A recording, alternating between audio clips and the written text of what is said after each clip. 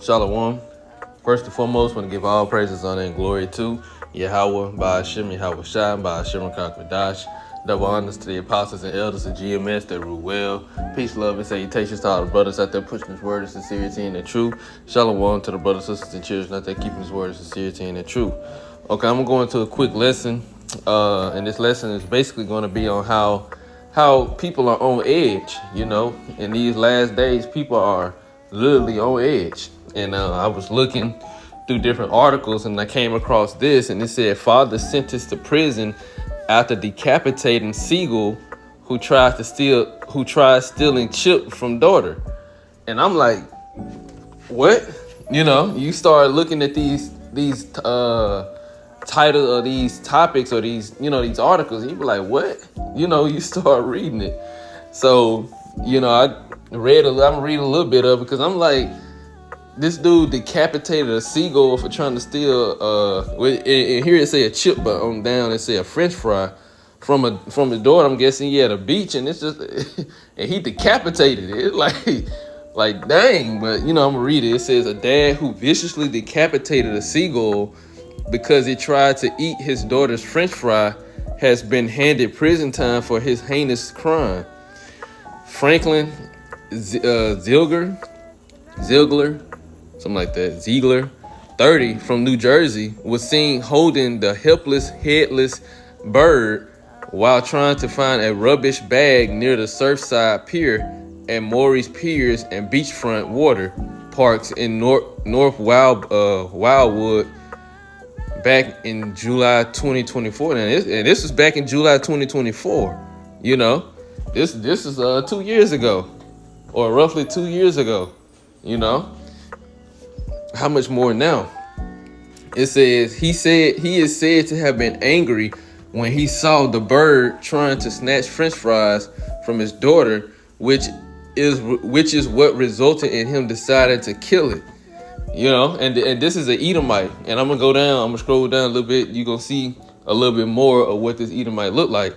It says several employees at Maurice Pier were interviewed by police recall how Ziegler approached them for a trash bag while holding the deceased bird in his hands.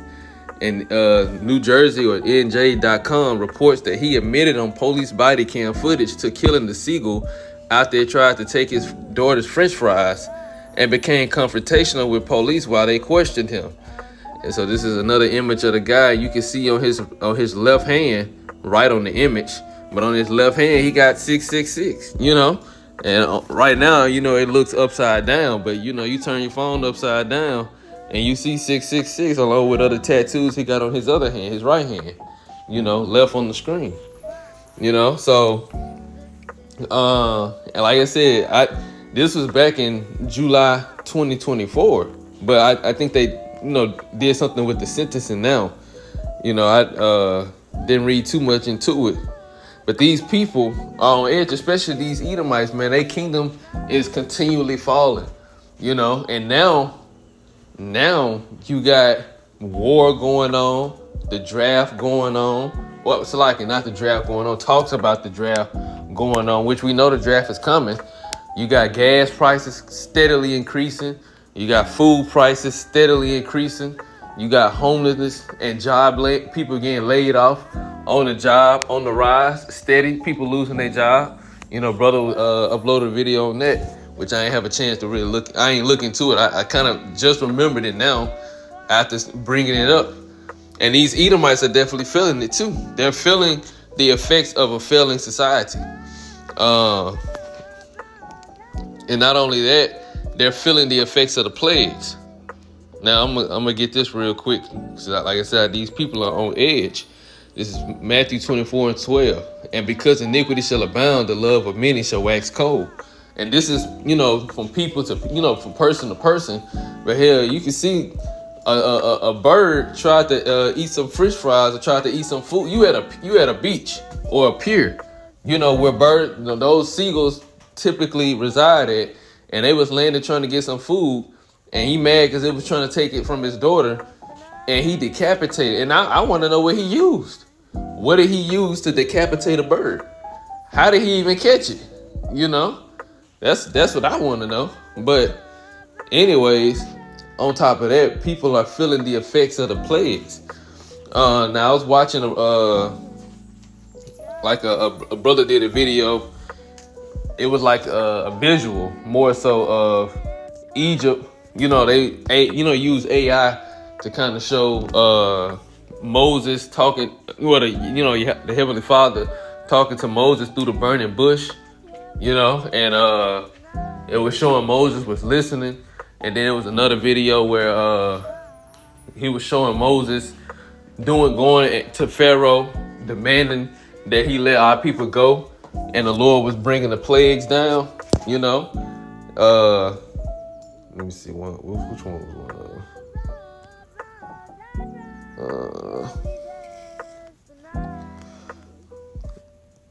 Let me see. I'm gonna just read this one.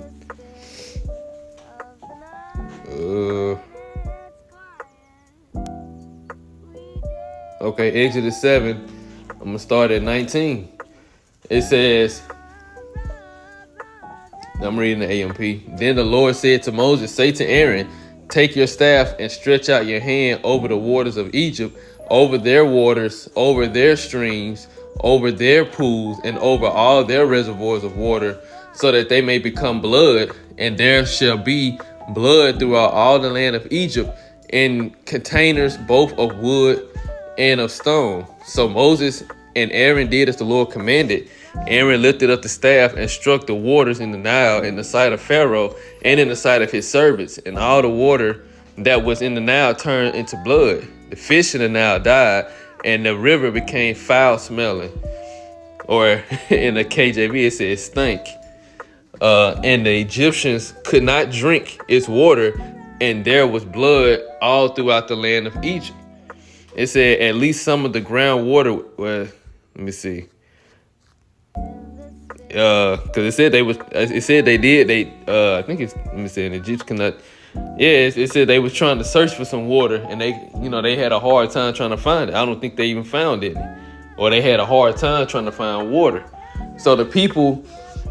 The point I'm trying to make is the Egyptians were suffering from their leaders' negligence or his hardened heart to let the Israelites go, and the Lord has hardened the heart of modern day Pharaoh, DJT, and ultimately these Edomites in general, they don't want to let their kingdom go, and a part of their kingdom is us being in subjection, and now their people are suffering. The Americans, these Babylonians, and especially these Edomites are suffering for their leaders' negligence to take care of the people. Pharaoh wasn't even concerned about how the plagues was affecting his people. He wasn't concerned about how the Egyptians were suffering. Verse 22, it says, but the magicians of Egypt did the same by their secret arts and enchantments. So Pharaoh's heart was hardened, and he did not listen to Moses and Aaron, just as the Lord had said. And Pharaoh turned and went into his house, and he did not take even this divine sign to heart. So all the Egyptians dug near the river for water, because they could not drink the water of the Nile. 7 days passed after the Lord had struck the Nile. So look, it said the Egyptians, they was digging around trying to find water, any type of water that they could find for drinking, because all the rest of the water, even the water they already had stored, turned to blood. They were suffering from these plagues, Now I ain't gonna go into all of them because I'll be going from chapter to chapter. But for the most part, they were suffering for the plagues. These people were losing their mind. That's why. Now I will get this. Let's get to the final plague. Let me see.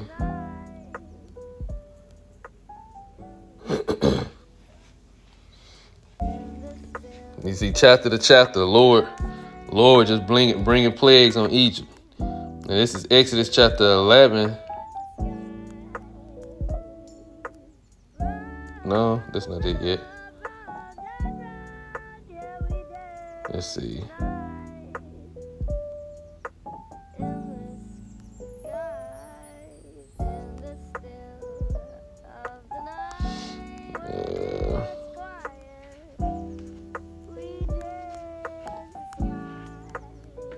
And it's the spirit too, because the Passover is coming up soon.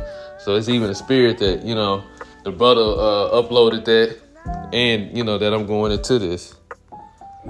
Let's see.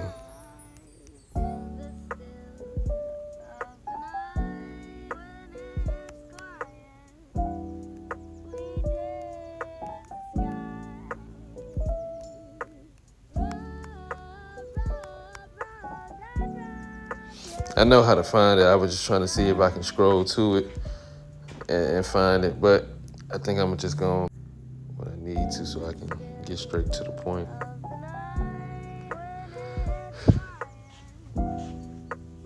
Okay, Exodus 12, I was in 13. Exodus 12, 36. Now this is Exodus chapter 12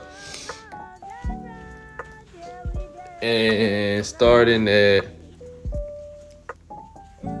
29.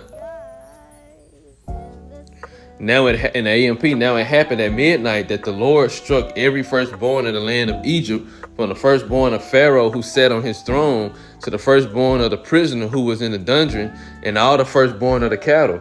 Pharaoh got up in the night, he and all his servants and all the Egyptians, and there was a great cry of heartache and sorrow in Egypt, for there was no house where there was not someone dead. So you see, these Egyptians were suffering. They were suffering. These people were suffering because of what was going on in Egypt, the plagues that Yahweh Shemashah was bringing. Then he called for Moses and Aaron at night and said, "Get up, get out from among my people, both you and the Israelites, and go serve the Lord as you said. Take both your flocks and your herds as you have said, and go and ask your God to bless me also." The Egyptians anxiously urged the people to leave, to send them out of the land quickly, for they said, "We will all be dead." So the people took their dough before it was leavened, their kneading bowls before being bound up, and their clothes on their shoulders. Now the Israelites had acted in accordance with the word of Moses, and they had asked the Egyptians for articles, which we didn't ask, it's borrowed. Like I said, they borrowed in the KJV, the articles of silver and articles of gold and clothing. The Lord gave the people favor in the sight of the Egyptians, so they gave them what they asked. And so they plundered the Egyptians of those things. And I'm going to read verse 36 in the KJV. "And the Lord gave the people favor in the sight of the Egyptians, so that they lent unto them such things as they required, and they spoiled the Egyptians." So these people were suffering from the plague after plague after plague after plague. Let me go back. Let me get one more plague.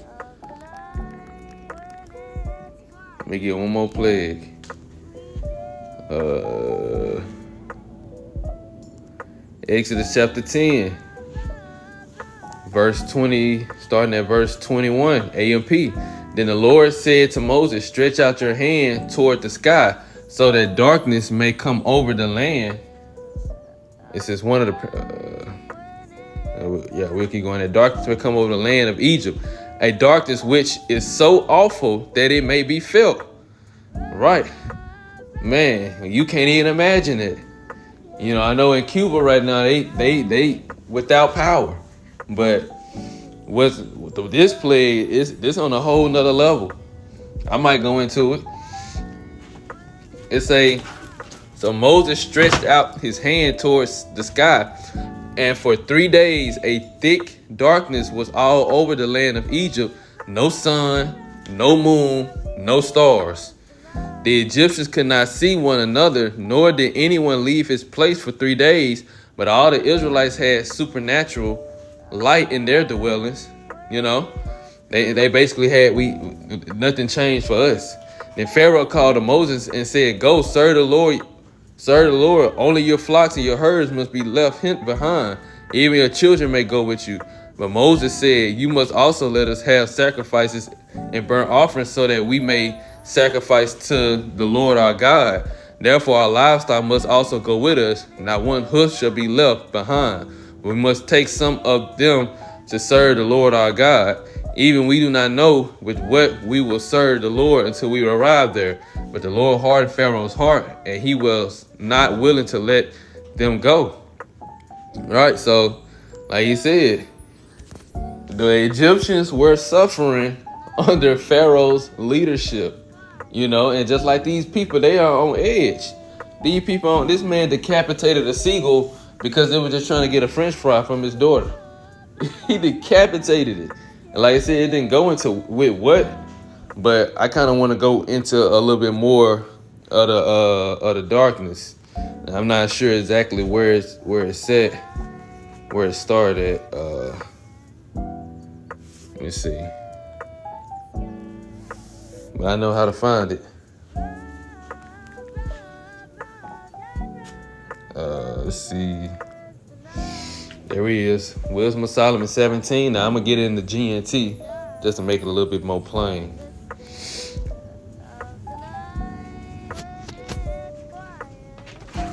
Wisdom of Solomon 17. It says, terror strikes the Egyptians at night. Verse 1. O Lord, your acts of judgment are marvelous and hard to explain. That is why people who have not been taught about them went astray. When lawless people imagined that they had your holy nation in their power, they were themselves imprisoned in a long night of darkness. They lay in their own houses, shut off from your eternal care. They thought that their sins had been secret and unnoticed, shielded from view by a dark curtain of forgetfulness. But now they were horribly afraid, confused, and terrified by ghostly forms. And in the KJV, it says apparitions. These people saw this in the dark. They saw things in pitch black darkness. And I, for one, can testify from my own experience that this is 100% true. You can definitely see in complete darkness. You can see something in complete darkness. You can tell when something is there in complete darkness. I know growing up as a child, when I was young, I was and it'll be dark in the room. I was able to see a pitch black figure in complete darkness. Witnessed this with my own eyes. This is 100% real. Verse 4. Not even the dark corners where they lay could protect them from fear. They were surrounded by horrible noises. Grim ghosts with gloomy faces appeared before their eyes. And I kind of switch back between the two. Verse 3, KJV, Wisdom of Solomon 17, it says, for when they supposed to lie hid in their secret sins, they were scattered under a dark veil of forgetfulness, being horribly astonished and troubled with strange apparitions. For neither might the corner that held them keep them from fear, but noises as of waters running down sounded about them, and sad visions appeared unto them with heavy countenance. Verse 5, AMP. No fire had power to give them light, and the brilliant stars could do nothing to relieve the deathly darkness. There was only a dreadful fire lit by no human hand. So they seen fire just appear out of nowhere. Just pop up out of nowhere. That shone on them. And in their terror, they believed that the real world was even worse than the things they imagined. The illusions produced by their magic tricks were put to shame, and all the wisdom they had boasted of came to nothing. This is the Lord plague. This is what these Egyptians were experiencing during these 3 days of darkness. Like I said, these people suffered under the leadership of Pharaoh, and these people were on edge. That's why they was ready for our people to lead the land. The Egyptians, the regular Egyptians, the people, the citizens, they were ready for Israel to leave. They was urging our people to leave, and they was urging Pharaoh to let our people go, but he wouldn't. Verse 8.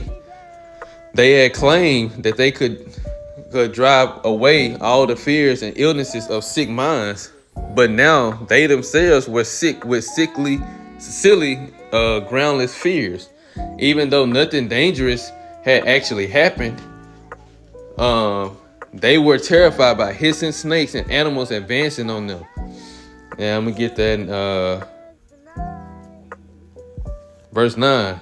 For though no terrible thing did fear them, yet being scared with beasts that passed by, and hissing of serpents, which I thought it had said something about lions, but yeah.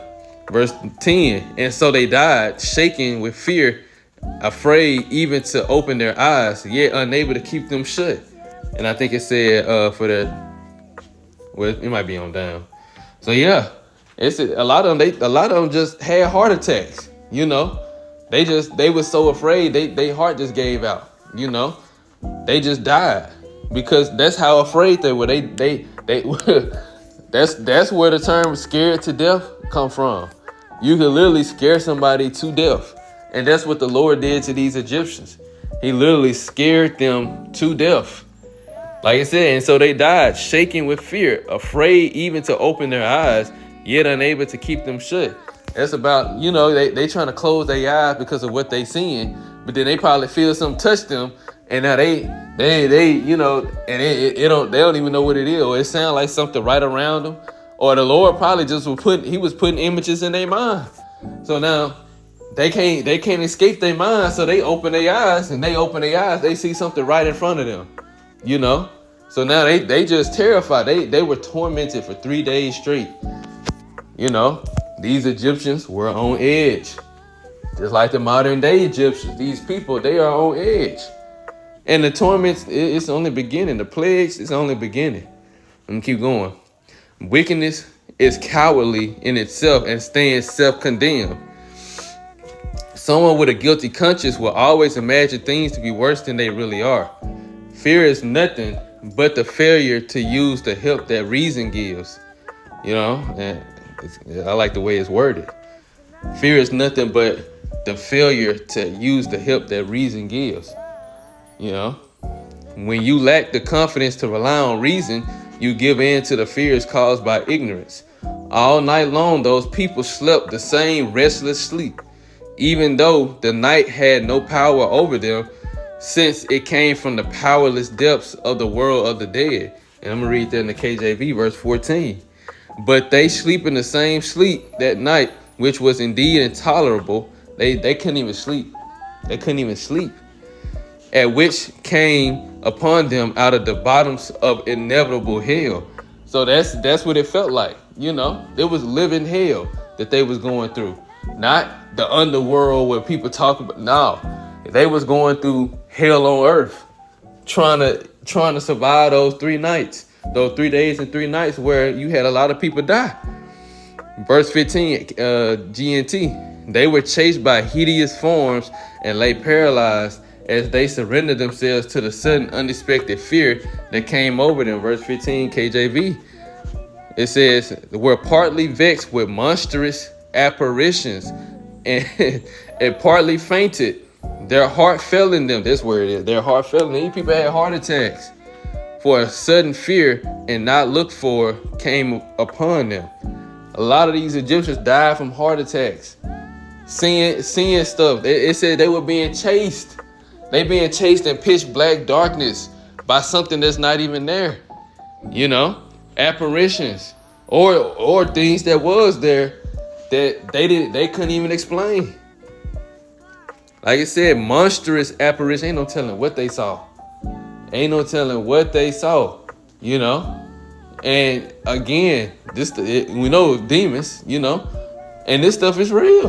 And now that I think about it, a lot of the stuff that they show on TV, show on movies, you know, horror movies, scary movies, these different demonic entities and things they show like that, a lot of that stuff, it probably be real. It probably be real. You know, I don't want to say it do because I don't know. You know, I don't know. I ain't trying to find out either. But at the same time, a lot of this stuff probably do be real. Where do you think they get the idea from? You know? And this is what these Egyptians was probably witnessing and experiencing. You know, like I said, I'm going to read in the GNT again, verse 15. They were chased by hideous forms. In the KJV, it say monstrous apparitions, and lay paralyzed as they surrendered themselves to the sudden fear, unexpected fear that came over them. People would suddenly collapse and lie locked in the chains of their own fear. They'll freeze up, you know. These people were freezing up from what they was experiencing, what they were seeing. You know, these people were dying, terrified, tormented. Verse 17, Farmers, shepherds, and laborers out in the countryside were captured by the same inevitable fate and bound in the darkness by the same invisible chain. So these were regular people, regular Egyptians, common folk. Verse 17, KJV, for whether he was husbandman or shepherd or laborer in the field, he was overtaken and endured that necessity which could not be avoided. For they were all bound with one chain of darkness. Verse 18, they were panic stricken by the sighing of the wind, or by the singing of birds in the trees, or by the roar of rushing water, or by the rumble of falling rock, or by the sound of unseen creatures running about, or by the savage roaring of wild animals, or by the echoes from the mountains. The Lord just brought a whole soundboard, He had a whole soundboard on them. They heard all type of beasts, all type of animals roaring, from lions, tigers, bears, all type of different animals. It said they sounded like they was on some type of mountain. They probably felt themselves falling. You know how you be in a dream and you just feel like you falling? They probably felt that, felt their heart just steadily racing. A lot of them people couldn't handle it. And you gotta think about it. These were not only just adults, you had children experiencing this, newborns experiencing this, because these people had regular lives too. When I say regular lives, like they had children and everything. So from the least of them to the greatest, that's what the Lord said. All of them experienced this. All the Egyptians experienced this. And the Egyptians, they were on edge. They were on edge. Now, verse 20, in the full light of day, the rest of the world went about its business undisturbed. Only those people were covered by this heavy night, a foretaste of the darkness of death that was waiting for them. They were a burden to themselves that was even heavier than the darkness. Right. So, like I said, these people were on edge. That's why they were so ready for Israel, Jake, to get out of their land. They were ready for us to go, But the Lord, he was hardening Pharaoh's heart. So again, these people in modern day times, they are on edge, and the Lord is going to continually bring more and more and more and more plagues until Yahweh shall come and free the elect, And that final plague, that final destruction, being the thermonuclear missiles destroying everything on this, destroying Babylon the Great. So I didn't even expect to go into that. I just expected kind of touch on that article and speak about how he decapitated that bird. But like I said, these people, they on edge, and that was back in 2024. So how much more now?